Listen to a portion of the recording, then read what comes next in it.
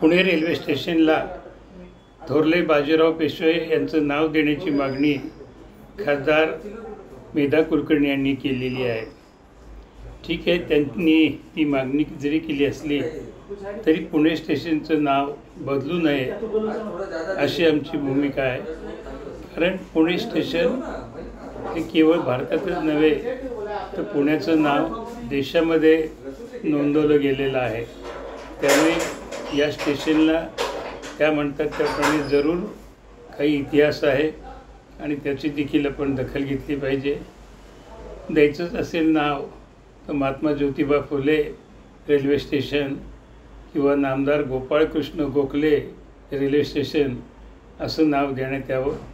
कारण महात्मा फुले असतील, नामदार गोपाळकृष्ण गोखले असतील, त्यांनी देखील या शहरासाठी आणि त्यांच्या क्षेत्रामध्ये केलेलं काम हे निश्चितच दखल घेण्यासारखं आहे।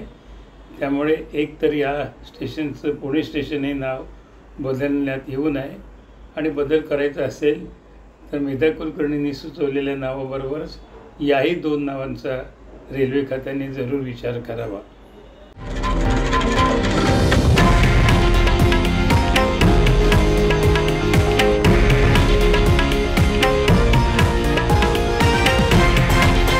हे आहे देशातील नंबर 1 न्यूज नेटवर्क आणि आपण पाहत आहात TV9 मराठी, एकमेव।